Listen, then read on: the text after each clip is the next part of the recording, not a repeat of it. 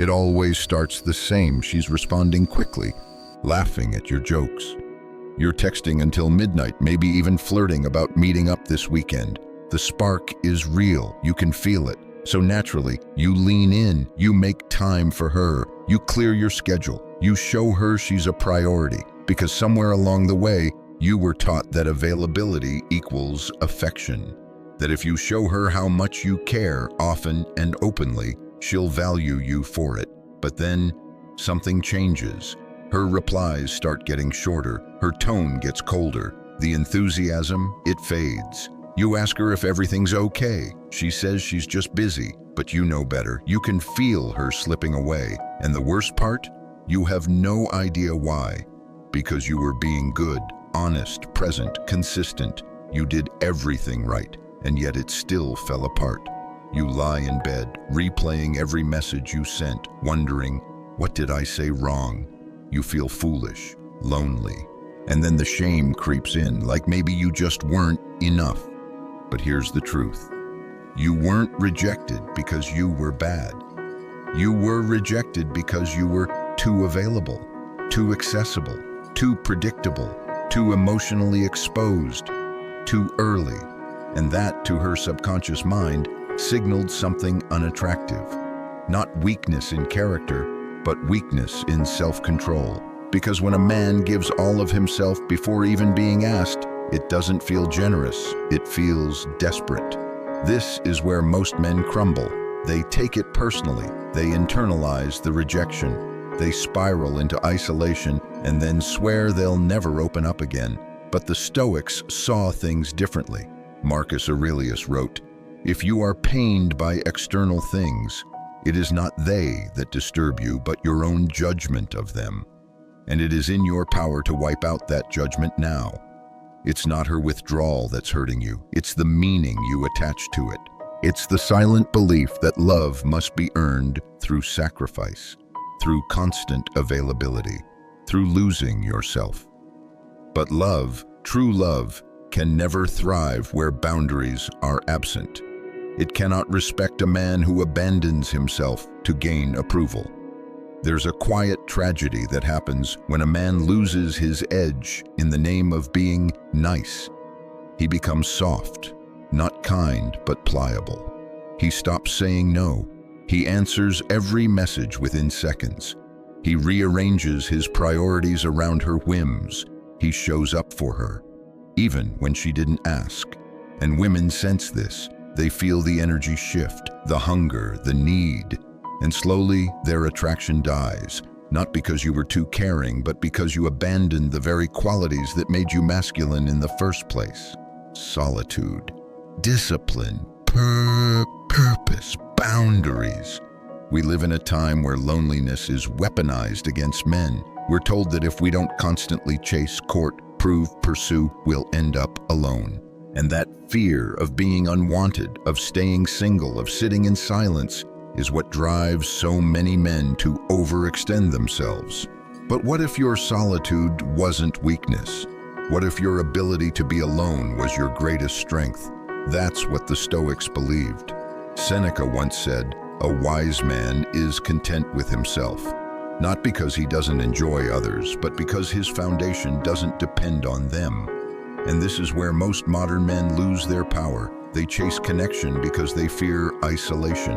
But in doing so, they become hollow, reactive, disconnected from their own values. You were not meant to orbit around her world. You were meant to build one of your own. And if she wants to enter it, she must earn that privilege. But that only happens when you stop being so readily available. When you stop giving the best of yourself to someone who hasn't proven they deserve it. When you set boundaries, not as punishment, but as protection for your energy, your time, your emotional center, this is where solitude becomes sacred. Not a punishment, not a sentence, but a space to reclaim yourself, to strengthen your purpose, to hear your own thoughts again. The man who cannot sit alone with himself will always cling to others out of desperation. But the man who thrives in solitude, he doesn't chase love. He attracts it, not by trying, but by becoming. Because to a woman, nothing is more compelling than a man who is selective with his time, who doesn't jump at every notification, who isn't afraid to say, "Not now, I'm working. Not tonight, I need rest. I'll get back to you when I'm done with this." That's not arrogance. That's masculine discipline. That's setting boundaries. And while some women may pull away when you do this, trust me, the ones worth keeping will lean in, because they sense that your attention isn't cheap, that your presence isn't automatic, that being with you is something to earn, not expect. And in a world where everyone's available 24/7, that makes you rare. That makes you magnetic. But here's the hardest truth you must accept. If you've already been too available, too giving, too reactive, you can't beg your way back into respect. You can't talk her into desire. You must change, not for her, but for yourself. You must become the man who no longer needs her reaction to feel centered. You must be willing to lose her, if keeping her means losing yourself. Because the moment you make someone else your emotional compass, you lose all direction, and women feel that deeply. The silence after rejection can be deafening, not just because she stopped texting, but because now you're alone with yourself. And for many men, that's the scariest part. Not the breakup, not the distance, but the solitude. Because when you've made someone the center of your world, their absence feels like free fall. Your routines are disrupted. Your sleep is shallow. Even food loses flavor. The mind starts racing. Was I not exciting enough? Did I text too much? Maybe if I just gave it one more try. Maybe if I just apologized. Maybe. But no. This is the exact moment where most men ruin any last chance of reclaiming power. They reach out again. They ask for clarity. They try to fix it, all while ignoring the obvious. She's already emotionally detached, and she's watching to see if you can do the same. This is your test, not of love, but of emotional control. The Stoics believed that hardship reveals the true character of a man, not when things are going well, but when the world pulls away. Marcus Aurelius wrote, "When you wake up in the morning, tell yourself, the people I deal with today will be meddling, ungrateful, arrogant, dishonest, jealous, and surly. But I have seen the beauty of good, and I will not let their actions disturb my peace." So what do you do when she stops showing interest? You don't fight to convince her. You fight to stay centered. You don't beg her to stay. You become the kind of man she regrets walking away from. That transformation doesn't begin with games. It begins with boundaries, real boundaries, not the ones you speak, but the ones you live. It begins with you refusing to lower your standards for attention, with you choosing not to check her stories, not to like her selfies, not to send a long emotional message hoping she'll see your heart. Because that's not love, that's abandonment of self. And it's the reason so many men stay emotionally trapped long after the woman is gone. They never built the muscle of solitude. They never trained in isolation. They filled every moment with texts, calls, affection, until they forgot what their own silence sounded like. But here's a secret. That silence you fear so much, that's where the man is forged. In the early morning runs, in the cold showers, in the unread messages you don't respond to. That's where emotional strength is built. Not from attention, but from discipline. Solitude for the modern man is not a punishment. It's a proving ground. It's where you begin to hear your own thoughts again. It's where your purpose becomes louder than your pain. And from that place, something extraordinary happens. You stop needing love and start commanding respect. Because you're no longer a man chasing affection like a starving dog. You become a man of value. Scarce, grounded, whole, and trust me, women feel it. When you walk into a room without scanning for validation, when you speak calmly, not to impress, but to express, when you disappear for days, not to play games, but to build something meaningful. She feels the shift. It's not arrogance, it's presence. And that presence is only born in solitude. But let's be clear, Solitude doesn't mean shutting off from the world. It doesn't mean pretending you don't care. It doesn't mean punishing women for not choosing you. It means choosing yourself without guilt. It means setting boundaries not to push people away, but to protect your focus, your emotions, and your identity. Let me give you a real example. There's a man I worked with. Let's call him Jason. He was obsessed with a girl from work, always available. Texted her every morning, bought her coffee, stayed late when she needed help, and when she finally started pulling away, he panicked, started asking if she was seeing someone else, started showing up at places she was, and of course, she ran, because what began as affection became suffocation. He came to me wrecked, said he didn't recognize himself, that he felt weak, needy, desperate. I told him something simple. You don't need closure from her. You need distance from yourself. That started his transformation. He deleted her number, removed her from socials, blocked out a 90-day silence rule. But more importantly, he filled that space. He joined a local gym at 5 a.m., picked up Brazilian Jiu-Jitsu twice a week, started learning a trade on weekends. At first, it felt like punishment, but slowly, he began to change. His voice became deeper, his posture stronger. He stopped waiting for texts, stopped hoping to be chosen. He became the chooser. 3 months later, she texted, said she missed him, said he seemed different. But by then, he didn't want her back, because the man she fell for in those first few moments, that wasn't who he really was. It was the desperate version of him. The people pleaser, the overgiver, the emotionally available doormat. The real him, he was in the process of becoming, and there was no going back. This is what Stoic philosophy teaches us: to control what we can, to let go of what we can't, and to always come back to ourselves. There's a strange kind of strength in the man who walks away, not out of anger, not out of spite, but because he refuses to betray himself again. This is the part no one tells you about. When you finally reclaim your power, you won't be loud about it. You won't need to post quotes on Instagram. You won't need to prove you've moved on. You won't seek revenge or validation or attention. You'll just disappear from her emotional orbit. And in that silence, something powerful happens. You stop seeing love as something to earn and start seeing it as something to discern, because now you know better. You've felt what it's like to give too much too soon, to abandon your solitude, to burn your boundaries for the warmth of someone's affection.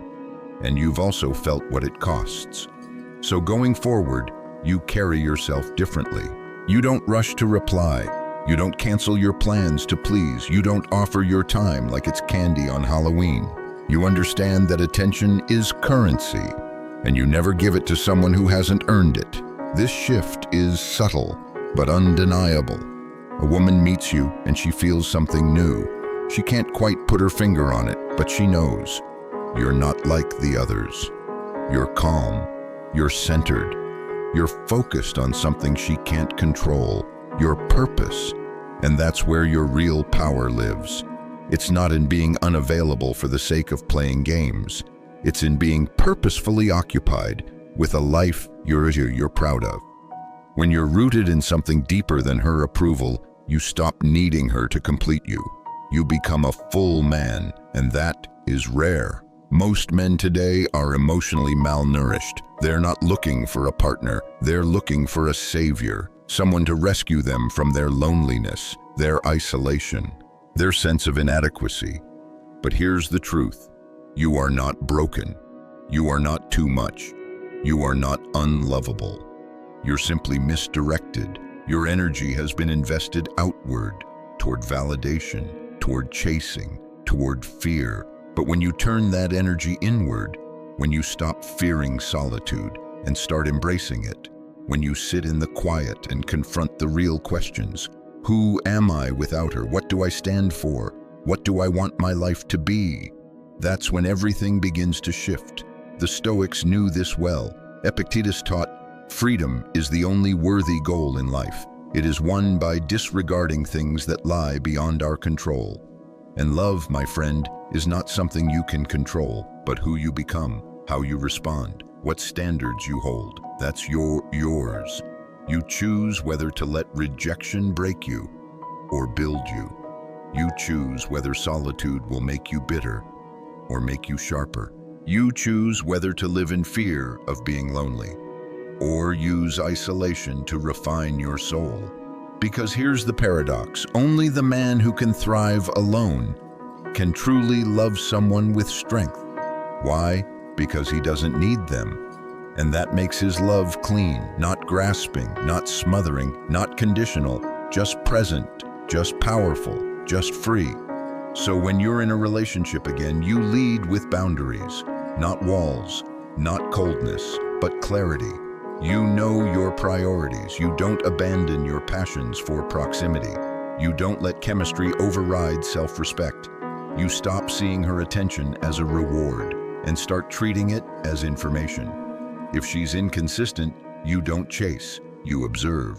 If she disrespects your time, you don't argue, you pull back. If she tries to test your limits, you don't collapse, you stand firm. This isn't manipulation, it's masculine self-respect. You no longer give love like a faucet stuck on full blast.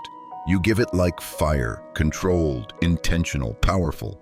And what happens? You attract women who are ready for depth, ready for pace, ready for a man who doesn't need to be needed, because that's the man they remember, the one who's mysterious not because he hides, but because he's always becoming. So if you've been too available, if you've been ghosted, ignored, played with, or discarded, don't respond with rage. Don't lose yourself in heartbreak. Respond with evolution. Let the pain mature you. Let the silence rebuild you. Let the isolation sharpen you. And above all, remember this: you are the prize. Not because you say it, but because you live it. You rise early. You train your body. You guard your time. You pursue purpose. You respect yourself. And the woman who sees that, she won't need to be convinced. She'll feel it. And if she doesn't, you won't chase her. You'll keep walking with calm, with dignity, with quiet power. Because that's what a Stoic man does. He doesn't beg to be loved. He becomes the kind of man who can love from fullness, not fear. And that, in the end, is what makes him unforgettable. Let's be honest. Most men won't do it. They'll keep chasing, keep texting, keep hoping she'll finally see their worth. But not you. If you've watched this far, you're not like most men. You feel it, the pull to rise, to stop giving yourself away for free, to finally reclaim your boundaries, your solitude, your power. So here's your challenge. Unfollow the one who's been playing with your attention. Go 30 days without initiating a single text. Build something that makes her curiosity irrelevant. Then come back to this video and tell me in the comments what changed. Because this isn't just a video, it's a test, and only a few men pass. So if you're one of them, hit subscribe, turn on notifications, and drop A in the comments. If you're walking away from being too available starting today, let the world chase noise. You chase peace.